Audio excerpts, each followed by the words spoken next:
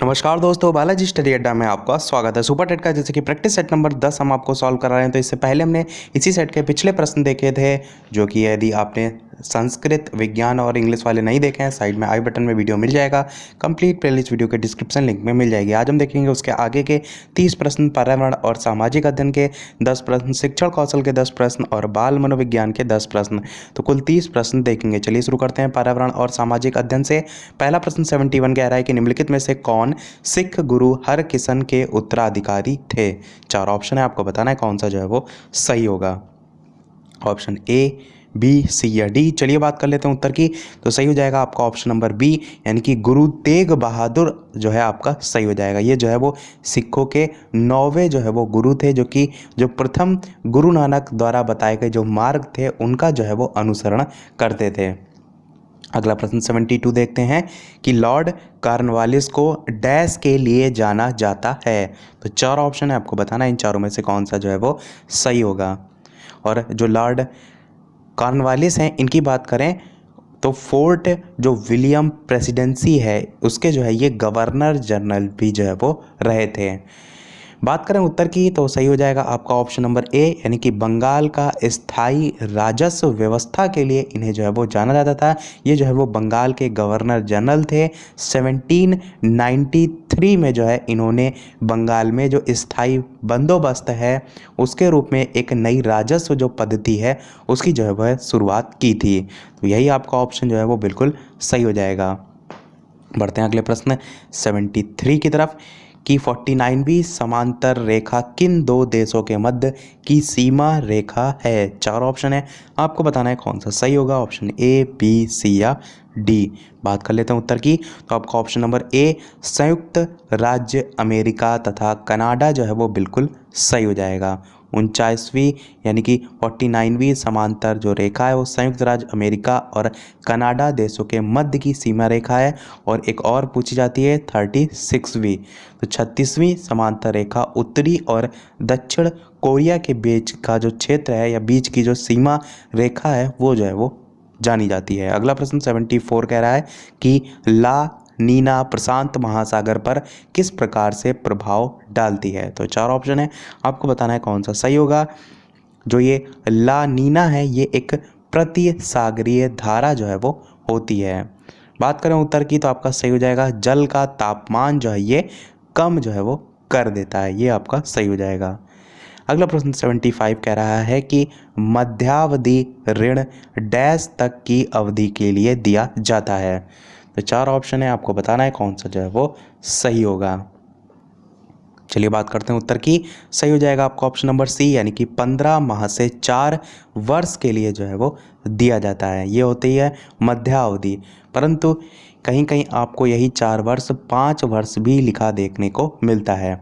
मध्यावधि के अलावा एक होता है अल्प अवधि वित्त ऋण, जो कि 15 महीने से कम समय के लिए जो है वो दिया जाता है। एक होता है आपका दीर्घावधि वित्त ऋण, उसकी बात करें तो 5 वर्ष से अधिक अवधि के लिए जो है वो दिया जाता है। तो ये 3 प्रकार के आपके मुख्यतः होते हैं। अगला प्रश्न 76 कह रहा है निम्नलिखित में से कौन सी संघीय सरकार की एक विशेषता है। तो 4 ऑप्शन है, आपको बताना है कौन सा सही होगा। चलिए बात कर लेते हैं उत्तर की। तो सही हो जाएगा आपका ऑप्शन नंबर सी, संघ तथा राज्यों के बीच शक्तियों का वितरण जो है ये आपका बिल्कुल सही हो जाएगा। ये किस अनुच्छेद में है, तो संविधान के जो भाग 2 है उसकी 7वीं अनुसूची के अनुच्छेद 245 से लेकर 247 के अंतर्गत संविधान में 3 जो सूचियां हैं वो जो है वो अंकित की गई हैं। एक है संघ सूची, एक है राज्य सूची और तीसरी है आपकी समवर्ती सूची। अगला प्रश्न 77 है, गदर पार्टी के संस्थापक जो हैं वो कौन थे। 4 ऑप्शन है, आपको बताना है कौन सा सही होगा। और जो गदर पार्टी उसका जन्म कहाँ हुआ था, तो अमेरिका के सैन फ्रांसिस्को के एस्टोरिया में जो है वो हुआ था। कब हुआ था, तो 1913 में जो है वो हुआ था। अंग्रेजी जो साम्राज्य है उसको कह सकते हैं जड़ से उखाड़ने के उद्देश्य से इसका जो निर्माण है वो जो है वो किया गया था। बात करें कि संस्थापक कौन थे, तो सोहन सिंह भाकना जो है आपका बिल्कुल सही हो जाएगा।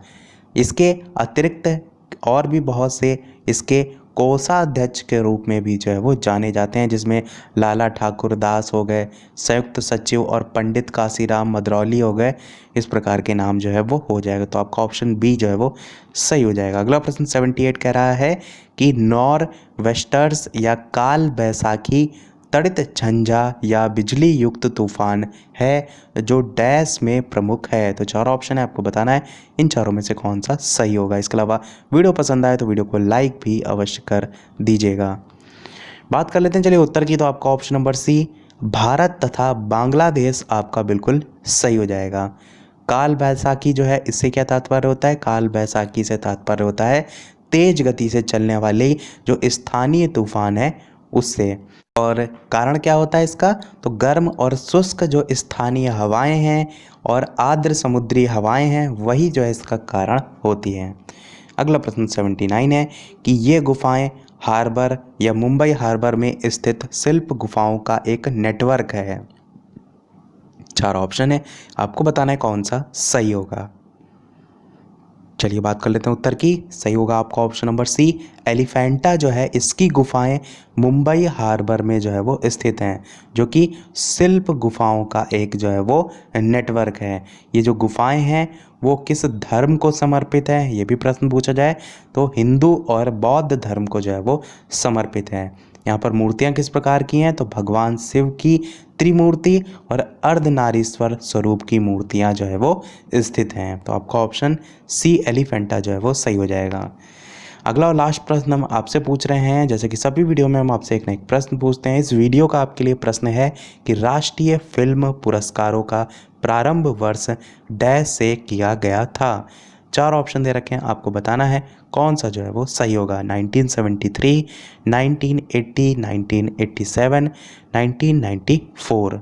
इन चारों में से कौन सा सही होगा वीडियो के मेन कमेंट में टाइप करके अवश्य बताइएगा। चलिए बढ़ते हैं अपने अगले पोर्शन यानी कि शिक्षण कौशल की तरफ, जो कि प्रश्न आपके 81 से लेकर 90 यानी कि 10 प्रश्न आते हैं। 81 प्रश्न आपका कह रहा है कि समावेशित विद्यालय योजना के संदर्भ में कौन सा कथन जो है वो गलत है। तो 4 ऑप्शन है, आपको बताना है कौन सा जो है वो सही होगा। बात कर लेते हैं उत्तर की। तो आपका ऑप्शन नंबर सी विशेष आवश्यकता वाले जो विद्यार्थी हैं उनमें आत्महीनता की भावना का विकास, ये जो है आपका सही हो जाएगा। अगला प्रश्न देखते हैं 82, निम्नलिखित में से अधिगम संबंधी कौन सा कथन सही नहीं है। तो बात करें उत्तर की, कौन सा सही होगा 4 ऑप्शन में? सही हो जाएगा आपका ऑप्शन नंबर बी कि परिपक्वता का इससे कोई संबंध नहीं है। ये बिल्कुल गलत होगा, क्योंकि अधिगम तभी सुचारू रूप से हो सकता है जब उचित वातावरण हो, सहायक जो सामग्री है वो भी अधिगम में मदद करती है तो वो भी उपलब्ध हो। इसी प्रकार अधिगम प्रक्रिया में अभिप्रेरणा भी जो है वो महत्वपूर्ण रोल अदा करती है। तो ये सभी जो है आपका हो जाएगा, जबकि ऑप्शन नंबर बी जो है आपका गलत है। अगला प्रश्न 83 कह रहा है कि विद्यार्थियों को विद्यालय में खेल क्यों खेलना चाहिए। 4 ऑप्शन है, आपको बताना है कौन सा सही होगा। चलिए बात करते हैं उत्तर की। ऑप्शन नंबर डी आपका सही हो जाएगा कि यह सहयोग एवं शारीरिक संतुलन का विकास जो है वो करेगा। तो खेल इसलिए जो है वो बहुत ही ज़्यादा आवश्यक है। और एक चीज़ आप ये भी देखते हैं कि जब कोई खेल होता है, ग्रुप में टीम बनाई जाती है तो एक टीम लीडर की भावना उत्पन्न होती है, और उस जो खेल है उसको किस प्रकार से सुचारू रूप से चलाया जाए उसके लिए कहीं ना कहीं अलग अलग आइडिया आते हैं। तो बहुत से अलग अलग परिप्रेक्ष्य से देखा जाए तो उसमें हेल्प करता है। अगला प्रश्न 84 कह रहा है निम्नलिखित में से कौन सा प्रश्नावली विधि का दोष नहीं है, आपको बताना है। पहला ऑप्शन है कि अच्छे प्रश्न बनाना एक कठिन कार्य है। दूसरा है इस विधि से अनेक व्यक्तियों के विचार जाने जा सकते हैं। तो यही आपका जो है वो बिल्कुल सही होगा। 2 ही ऑप्शन में कि प्रश्नावली विधि का दोष कौन सा नहीं है कि इस विधि से अनेक व्यक्तियों के विचार जाने जा सकते हैं, ये दोष जो है वो नहीं होता है। क्यों? क्योंकि जो ये विधि है वो वस्तुनिष्ठ होती है, जिसमें विचारों का जो समावेशन है वो नहीं आता है। अगला प्रश्न देखते हैं 85 की निम्नलिखित में से कौन सी शिक्षण अधिगम से संबंधित समस्या है, आपको बताना है। 4 ऑप्शन दे रखे हैं, आपको बताना है कौन सा सही होगा। बात कर लेते हैं उत्तर की। तो आपका पहला ऑप्शन बिल्कुल सही हो जाएगा, विषय वस्तु को समझने की समस्या, ये जो है वो शिक्षण अधिगम से संबंधित समस्या है। अगला प्रश्न 86 कह रहा है कि अभ्यास द्वारा सीखना जिसका परिमार्जन है वह क्या है। अभिप्रेरणा है, व्यवहार है, मूल प्रवृत्ति है या अंतर्नोद है। तो 4 ऑप्शन है, सही हो जाएगा आपका ऑप्शन नंबर बी, व्यवहार जो है वो हो जाएगा। अभ्यास द्वारा सीखना जिसका व्यवहार का जो है वो परिमार्जन है, जिसके द्वारा आप कह सकते हैं व्यवहार को नियंत्रित या विकसित जो है वो किया जा सकता है। अगला 87 प्रश्न है कि प्रतिभाशाली बच्चों की पहचान की विधि जो है इनमें से कौन सी है। 4 ऑप्शन दे रखे हैं, हमको बताना है कौन सा सही होगा। चलिए बात करते हैं उत्तर की, तो आपका ऑप्शन नंबर डी ये सभी सही हो जाएगा। अवलोकन भी होती है, बुद्धि परीक्षण भी होती है और व्यक्तित्व परीक्षण भी होती है। 88 प्रश्न है आपका कि एक समावेशी कक्षा के लिए शिक्षकों को किस प्रकार की तैयारी की आवश्यकता नहीं होती है। पहला ऑप्शन है व्यवहारिक और सामाजिक संक्रियाओं की संपूर्ण भागीदारी। दूसरा ऑप्शन है समस्याग्रस्त जो क्षेत्र हैं उनके बालकों से शीघ्र व सतत संपर्क। तीसरा ऑप्शन है निदानात्मक और उपचारात्मक जो प्रक्रियाएं हैं उनका अधिकतर प्रयोग। और चौथा ऑप्शन है धैर्यशीलता का कम होना। तो 4 ऑप्शन है, आपको बताना है कौन सा सही होगा। तो बात करें उत्तर की, सही हो जाएगा आपका ऑप्शन नंबर डी यानी कि धैर्यशीलता का कम होना। तो ये जो है आपका बिल्कुल गलत है, बाकी तीनों सही हो जाएंगे क्योंकि प्रश्न कह रहा था किस प्रकार की तैयारी की आवश्यकता नहीं होती है। अगला प्रश्न 89 है कि सूक्ष्म शिक्षण सरलीकृत शिक्षण प्रक्रिया है जो छोटे आकार की कक्षा में कम समय में पूर्ण होती है, कथन किसका है। तो 4 ऑप्शन है, ये जो है वो DWLN का जो है वो कथन है। लास्ट प्रश्न शिक्षण कौशल का आपका कि शिक्षण को पूर्व ज्ञान पर ही नए ज्ञान को आधारित करना चाहिए। ये कथन किस प्रकार शिक्षण या किस शिक्षण सूत्र की ओर जो है वो संकेत करता है। तो 4 ऑप्शन है, आपको बताना है कौन सा सही होगा। चलिए बात करते हैं उत्तर की, तो ज्ञात से अज्ञात आपका बिल्कुल सही हो जाएगा। पूर्व ज्ञान पर यानी कि जो छात्र को पहले से आता है सबसे पहले आप उससे जोड़िए, वही आपका ज्ञात मतलब छात्र को क्या ज्ञात है उससे उसे अज्ञात की ओर यानी जो उसे ज्ञात नहीं है उसकी ओर जो है आप पढ़ाएंगे तो आप उसको जो है वो ज़्यादा समझ में आएगा।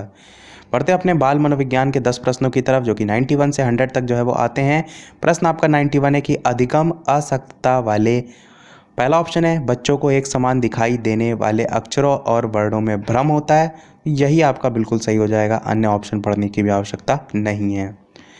अगला प्रश्न कह रहा है 92 कि निम्नलिखित में से कौन सा कथन विकास और अधिगम के बीच संबंध को सर्वश्रेष्ठ रूप से जोड़ता है। तो 4 ऑप्शन है, अब बात करें उत्तर की, डी ऑप्शन बिल्कुल सही हो जाएगा कि अधिगम और विकास एक जटिल तरीके से अंतः संबंधित हैं। अंतः संबंधित काफ़ी बार जो है वो आप देखते हैं सेंटेंस में लिखा भी रहता है। अगला प्रश्न 93 है निम्नलिखित कथनों में से कौन सा वाइगोत्स्की के द्वारा प्रस्तावित विकास तथा अधिगम के बीच जो संबंध है उसका सर्वश्रेष्ठ रूप से सार प्रस्तुत करता है। 4 ऑप्शन दे रखे हैं, आपको बताना है इन चारों में से कौन सा सही होगा, ऑप्शन ए, बी, सी या डी। चलिए बात करते हैं उत्तर की, ऑप्शन नंबर बी आपका बिल्कुल सही होगा कि विकास प्रक्रिया अधिगम प्रक्रिया से पीछे रह जाती है। वाइगोत्स्की का सामाजिक दृष्टिकोण संज्ञानात्मक विकास का एक प्रगतिशील विश्लेषण प्रस्तुत करता है और इसी के संबंध में इन्होंने अपना जो सिद्धांत है प्रस्तुत किया था और ये जो है वो एक रूसी मनोवैज्ञानिक जो है वो थे। अगला देखते हैं प्रश्न है 94 कि कोहलबर्ग के सिद्धांत की एक प्रमुख आलोचना क्या है। तो 4 ऑप्शन है, आपको बताना है कौन सा सही होगा, ऑप्शन ए, बी, सी, इन्हीं तीनों में से उत्तर है। तो चलिए बात कर लेते हैं उत्तर की, तो सही हो जाएगा ऑप्शन नंबर सी कि कोहलबर्ग ने पुरुषों एवं महिलाओं की नैतिक तार्किकता में सांस्कृतिक विभिन्नताओं को महत्व जो है वो नहीं दिया, यही जो है आपका बिल्कुल सही हो जाएगा। अगला प्रश्न 95 कह रहा है, सभी प्रश्न लगभग इसमें बाल मनोविज्ञान में आपको सीटेट टाइप के ही देखने को मिल रहे हैं। प्रश्न है कि इनमें से कौन सी अधिगम असक्तता वाले जो बच्चे हैं उनकी एक विशेषता है। 4 ऑप्शन है, आपको बताना है कौन सा सही होगा। चलिए बात कर लेते हैं उत्तर की, तो आपका ऑप्शन नंबर डी बिल्कुल सही हो जाएगा कि धारा प्रवाह रूप से पढ़ने और शब्दों पर पलट कर जाने में कठिनाई, ये जो है अधिगम जो असक्तता वाले बच्चे हैं उनकी एक विशेषता में जो है वो आ जाएगा।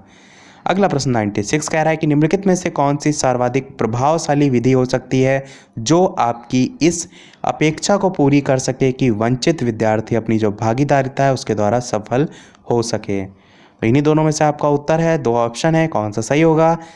चलिए बात करते हैं उत्तर की, ऑप्शन नंबर ए आपका सही हो जाएगा कि आप उनकी सफलता हेतु उनकी क्षमता में विश्वास को अभिव्यक्त करें।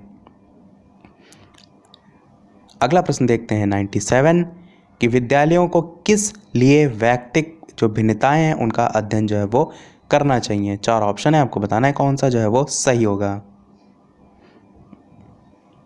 चलिए बात कर लेते हैं उत्तर की। तो सही हो जाएगा आपका ऑप्शन नंबर डी कि विद्यालय को यह समझने के लिए व्यक्तिगत जो भिन्नता है उनका अध्ययन करना चाहिए कि क्यों शिक्षार्थी सीखने के जो योग्य हैं या अयोग्य हैं। तो यही आपका बिल्कुल सही हो जाएगा। अगला प्रश्न 98 कह रहा है कि किसके अतिरिक्त निम्नलिखित सभी के कारण अधिगम अक्षमता उत्पन्न हो सकती है। तो 4 ऑप्शन है, आपको बताना है कि किस एक को छोड़कर। चलिए बात करें उत्तर की। तो आपका ऑप्शन नंबर ए सही हो जाएगा, यानी कि सांस्कृतिक कारक जो है ये छोड़कर बाकी सभी आपके ऑप्शन जो है वो सही हो जाएंगे, यानी कि बाकी सभी के कारण अधिगम अक्षमता जो है वो उत्पन्न हो सकती है, जबकि सांस्कृतिक कारक जो है इसमें नहीं आएगा। अगला प्रश्न देखते हैं 99 कि गतिक कौशलों में अधिगम नियोगिता डैश कहलाती है। 4 ऑप्शन है, आपको बताना है कौन सा सही होगा। चलिए बात करते हैं उत्तर की। तो ये जो है वो डिस्प्रैक्सिया जो है वो कहलाती है। ये एक प्रकार का विकार होता है, इसमें जो बच्चे हैं वो गति और समय में सामंजस्य जो है वो स्थापित नहीं कर पाते हैं। इसी कारण अपनी जो तेज़ी से आती हुई जो गेंद होती है उसको वो नहीं पकड़ पाते हैं। जबकि जो डिस्फेजिया है ये भाषा संबंधी विकार में जो है वो आता है। डिसकैलकुलिया जो है ये कैलकुलेशन या गणना विकार संबंधी में जो है वो आता है। डिसलेक्सिया की बात करें तो ये पठन विकार से संबंधित जो है वो आता है। चलिए बढ़ते हैं अपने अगले और इस वीडियो के लिए लास्ट प्रश्न की तरफ। इसके अलावा वीडियो पसंद आए या अभी तक वीडियो आपने लाइक ना किया हो तो वीडियो को लाइक भी अवश्य कर दीजिएगा, ताकि इसी प्रकार आगे भी हम आपको प्रैक्टिस कराते रहें। प्रश्न है आपका लास्ट इस वीडियो का कि विद्यालय में नियमित उपस्थिति के लिए वंचित जो बच्चे हैं उनको प्रोत्साहित करने का निम्नलिखित में से कौन सा तरीका सर्वाधिक उपयुक्त होगा। जो वंचित बच्चे हैं उनको यदि आपको प्रोत्साहित करना है, पहला है कि आवासीय विद्यालय खोलना, दूसरा है कि बच्चों को विद्यालय आने की अनुमति ना देने को, ये आपका बिल्कुल नहीं होगा। विद्यालय द्वारा बच्चों को एकत्रित करने वाले एक व्यक्ति को नियुक्त किया जाए जो प्रतिदिन घरों से बच्चों को लेकर आए, बिल्कुल नहीं होगा। बच्चों को आकर्षित करने के लिए प्रतिदिन 5 रुपये देना, बिल्कुल नहीं होगा। तो आपका पहला ऑप्शन बिल्कुल सही हो जाएगा कि आवासीय विद्यालय जो है वो खोले जाएं जो वंचित बच्चे हैं उनको प्रोत्साहित करने के लिए। तो आपका ऑप्शन नंबर ए बिल्कुल सही हो जाएगा। तो इसी के साथ हमारे आज के प्रश्न भी समाप्त होते हैं। अगले वाले जो इसका पार्ट होगा उसमें हम सामान्य ज्ञान और समसामयिक घटनाओं के इसी सेट के प्रश्न जो है वो देखेंगे। तो आज के वीडियो में इतना ही। वीडियो पसंद आया हो तो लाइक अवश्य कीजिएगा। इसी प्रकार आगे भी वीडियो देखते रहने के लिए चैनल सब्सक्राइब जरूर कीजिएगा। चलिए मिलते हैं अगले वीडियो में नए टॉपिक के साथ। तब तक के लिए नमस्कार। Thank you for watching.